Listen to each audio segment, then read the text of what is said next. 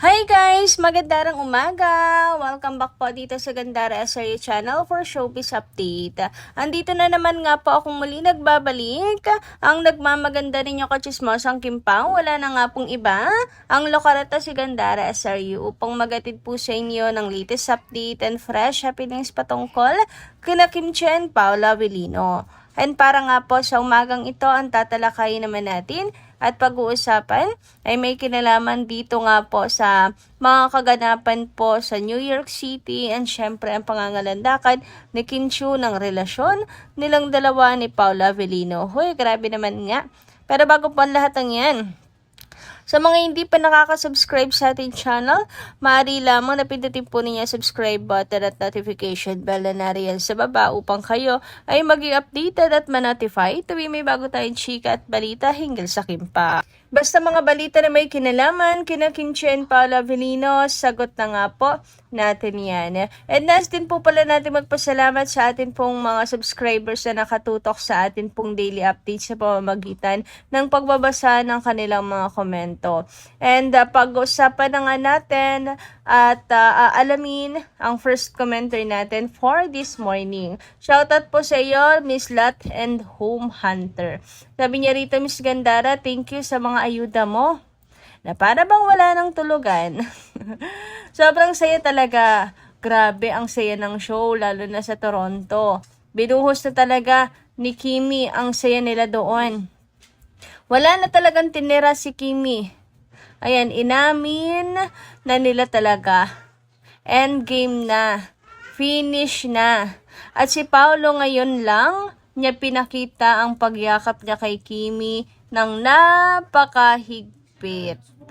Talagang umami na talaga silang dalawa na sila na nga at sa buong mundo. Ayan.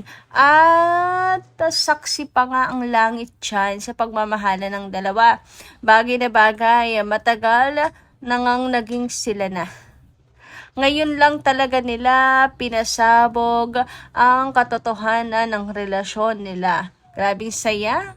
Kim Pao forever. God bless us always. Thank you so much, Miss Lat and Home Hunter. And grabe, ito yung mga gantong comment yung gusto kong nababasa talaga. Super positive lang mga ka-Kim Pao. At super saya lang sa mga nangyayari kina Kim and Paolo, lalo na nung sa kanila pong world tour. Grabe, no?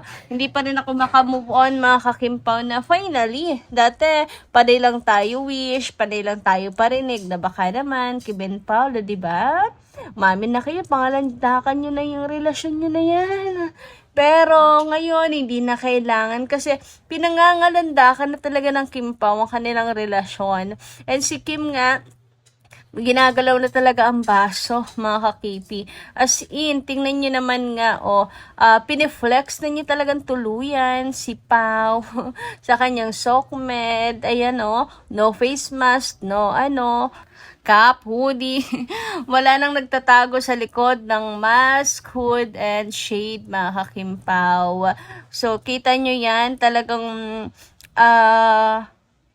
bulgaran, mga kakipi. As in, pinagsisigawan talaga ang kanilang relasyon. Just like this, yung mga post na yan ni Kimi. Kaya naman hindi nakapagtataka mga ka-Kim Pao kung etong kaganapan nga nila sa New York City ay i-post na rin ni Chinita Princess, mga ka-Kim Pao. Siguro kasi sa ngayon, sinusulit pa muna ang moment with Aki. Ayan, with Paolo, syempre, birthday boy, mga ka-Kim Pao. And of course, ang kanilang rest, mga ka-KP, kaya wala pa. Pero siguradong magpo-post po si Chinita Princess. Ngayon pa nga lang, talagang marami na naghahanap pa. Yung iba nga duda kung nandun si Chinita Princess, mga ka-Kim Pao. Kasi si Pao lang talaga yung nag-update sa ngayon. Pero siguro mga baguhan lang yan, na mga Kim Pao fans, sabi nga dito, are these newbies to Kim Pao the ones looking for receipts that Kim is in New York City? Ayan. They rode a different plane. Kim was already online at 12 midnight last night, while Ate Hides and the others were still up in the air, heading back to Pinas. How many times has there been no peaks like during the New Year vacation, but later on, how many times has there been no peaks like during the New Year vacation, but later on, Pau dropped a receipt in the snow on Kim's birthday? Aren't you guys reassured yet? Or are you just really paranoid? Sorry, not sorry. That's just the plain truth. Only the paranoid, blind, and haters are still doubting Kim Pao. And I agree din naman, madam. And wala namang masama kung maparanoid yung iba. Naninigurado na. Kasi nga mga kakipin, meron talagang mga tao na mahina po ang damdamin, lalo na kapag umatake ng bashers do. So they want evidences talaga para mapanatag sila. Pero ayun, hayaan na natin sila, ganun sila eh. Basta tayo na matatagal na team panatag, we know kamakakimpaw na magkasama silang dalawa sa New York City, di ba? Lalo pat si Kimi wala sa Showtime. Kasi kung nakabalik na yun, ako po ay nasa Showtime na po yan. Di ba, mga kakimpaw, nag-appear na sana po yan, nag-appear na sana yan sa Showtime, mga ka-KP. Pero walay. Binati na lang po nila si Kimi ng congratulations dahil sa nakuha nga po nitong award sa BPC. So matagal na talagang ganyan mga kakimpaw at hindi na bago para po sa ating lahat. Ang importante, naglalapag pa rin naman po sila ng mga receipts, diba? Mga resibo, mga kakimpaw later on. Anyway, before nga po sila mga kakimpaw, syempre naghiwa-hiwalay, diba mga kakipi? At bumalik ka ng Pinas ang iba at si ang Kimpaw, pumunta po muna New York City. Syempre, nag-celebrate po muna sila, buong team, mga kakimpaw, sa success po ng Love Kimpaw concert or tour. World tour ng Kimpaw kasi sobrang successful talaga, as in super duper, and walang katapusang congratulations talaga sa Kimpaw kasi naging mainit talaga siyang usapin sa social media, napabalita at ang daming napawaw, as in ang daming napawaw kina Kim and Paolo na grabe no, sila lang dalawa, walang guest, si Carmel lang, pero pang-asap level, as in napahanga yung ibang netizens kasi napakalakas pala talaga nila Kim and Paolo. O di ba? Napatunayan natin sa kanila nang hinahamak nila ay malakas at mahal ng marami. O di ba nga sila ngayon? O di hanga sila ngayon. Ay nako. Diba, talagang gumawa ng ingay sa Sokmed ang Kimpaw. As in, binulabog biniglat na ginulantang nila ang Pinas diba?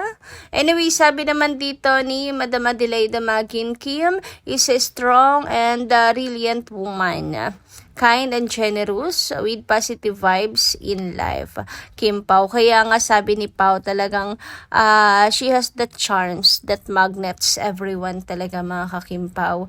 Talagang kapag nga nandyan siya, everyone's around, they are happy, mga kakimpaw. Talagang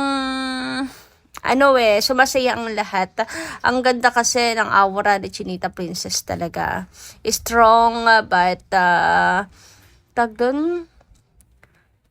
happy vibes, mga kakimpaw. Sabi naman ni Ma'am Juliet Gonzaga, 3 years Gandara, 2023 nagsimula sa Linlang. O, di ba, ang daming team, 3 years, mga kakimpaw, sa relasyon nila Kim and Paolo. Kasi di naman agad-agad bibigay talaga si Chinita Princess para sabihin, one day ligawan para maging 4 years na ang Kimpaw.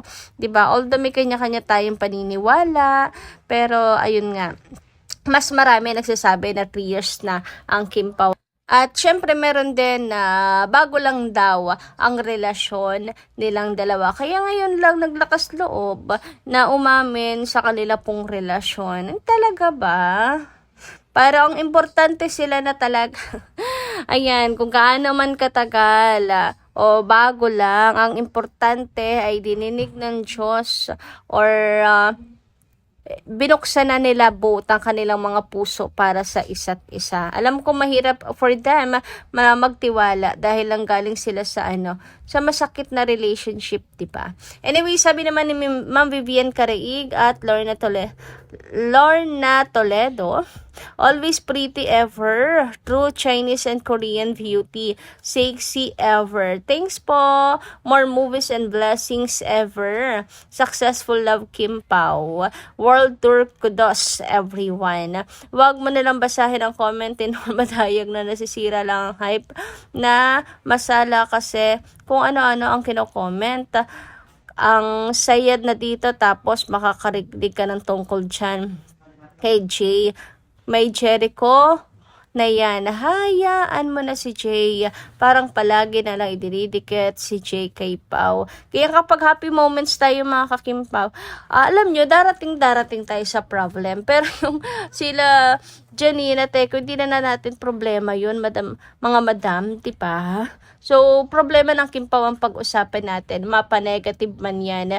Kasi nga, para may solusyon, para mapag-usapan po natin, maipagtanggol sila Kim and Paolo. Pero kapag usaping Jay and sino pa man mga kakimpaw, ibang usapan na po yun. Kasi hindi po sila problema ng Kimpaw. Bakit naman po problemahin sila ng Kimpaw? At bakit naman magiging tinik sila sa Kimpaw?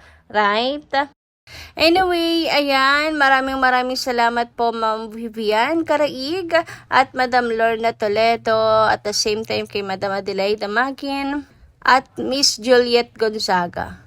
Magandang araw sa inyo po, and kita-kits po muli tayo sa susunod natin chika, sapagkat hanggang dito na lang po muna tayo. Comment na lang po kayo sa mga reaction ninyo hinggil sa naging update natin this morning. Ingat po palagi. God bless.